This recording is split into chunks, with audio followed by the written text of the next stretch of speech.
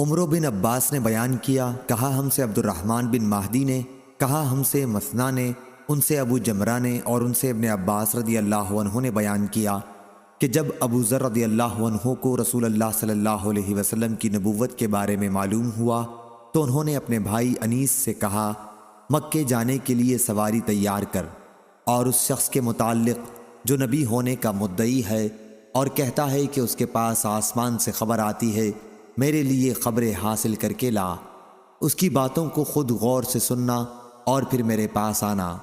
ان کے بھائی وہاں سے چلے اور مکہ حاضر ہو کر حضرت صلی اللہ علیہ وسلم کی باتیں خود سنی۔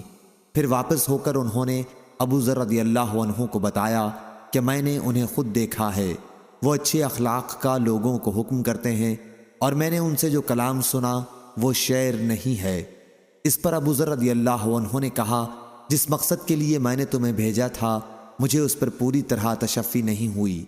آخر انہوں نے خود توشہ باندھا، پانی سے بھرا ہوا ایک پرانا مشکیزہ ساتھ لیا اور مکہ آئے، مسجد الحرام میں حاضری دی اور یہاں نبی کریم صلی اللہ علیہ وسلم کو تلاش کیا۔ ابو ذر رضی اللہ عنہ حضرت صلی اللہ علیہ وسلم کو پہچانتے نہیں تھے اور کسی سے آپ کے متعلق پوچھنا بھی مناسب نہیں سمجھا۔ کچھ رات گزر گئی کہ وہ لیٹے ہوئے تھے۔ حضرت علی رضی اللہ عنہ نے ان کو اس حالت میں دیکھا اور سمجھ گئے کہ کوئی مسافر ہے۔ علی رضی اللہ عنہ نے ان سے کہا کہ آپ میرے گھر پر چل کر آرام کیجئے۔ ابو ذر رضی اللہ عنہ ان کے پیچھے پیچھے چلے گئے، لیکن کسی نے ایک دوسرے کے بارے میں بات نہیں کی۔ جب صبح ہوئی تو ابو ذر رضی اللہ عنہ نے اپنا مشکیزہ اور توشہ اٹھایا اور مسجد الحرام میں آ گئے۔ یہ دن بھی یوں ہی گزر گیا اور وہ نبی کریم کو نہ دیکھ سکے۔ شام ہوئی تو سونے کی تیاری کرنے لگے۔ علی رضی اللہ عنہ پھر وہاں سے گزرے اور سمجھ گئے کہ ابھی اپنے ٹھکانے جانے کا وقت اس شخص پر نہیں آیا۔ وہ انہیں وہاں سے پھر اپنے ساتھ لے آئے اور آج بھی کسی نے ایک دوسرے سے بات چیت نہیں کی۔ تیسرا دن ہوا اور علی رضی اللہ عنہ نے ان کے ساتھ یہی کام کیا اور اپنے ساتھ لے گئے۔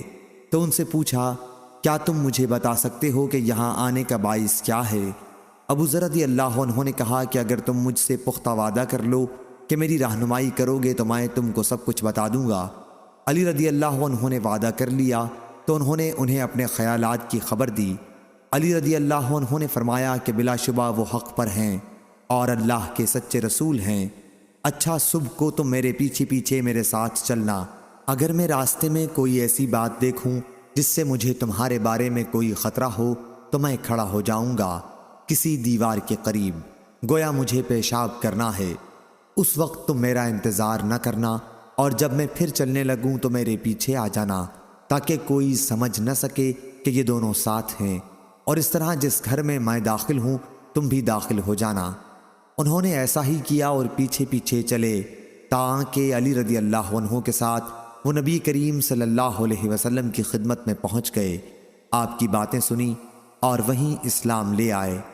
پھر حضرت صلی اللہ علیہ وسلم نے ان سے فرمایا، اب اپنی قوم غفار میں واپس جاؤ اور انہیں میرا حال بتاؤ، تاکہ جب ہمارے غلبے کا علم تم کو ہو جائے تو پھر ہمارے پاس آ جانا۔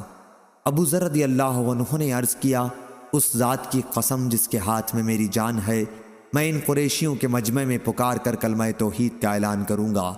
چنانچہ حضرت صلی اللہ علیہ وسلم کے یہاں سے واپس وہ مسجد حرام میں آئے اور بلند آواز سے کہا کہ میں گواہی دیتا ہوں کہ اللہ کے سوا کوئی معبود نہیں، اور یہ کہ محمد صلی اللہ علیہ وسلم اللہ کے رسول ہیں۔ یہ سنتے ہی سارا مجمع ٹوٹ پڑا اور اتنا مارا کہ زمین پر لٹا دیا۔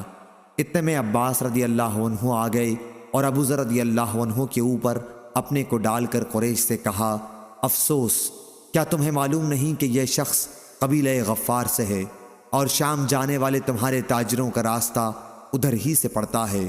اس طرح سے ان کو بچایا۔ پھر ابو ذر رضی اللہ عنہ دوسرے دن مسجد الحرام میں آئے اور اپنے اسلام کا اظہار کیا۔ قوم بری طرح ان پر ٹوٹ پڑی اور مارنے لگے۔ اس دن بھی عباس ان پر اوندھے پڑ گئے۔ صحیح بخاری حدیث نمبر 3522۔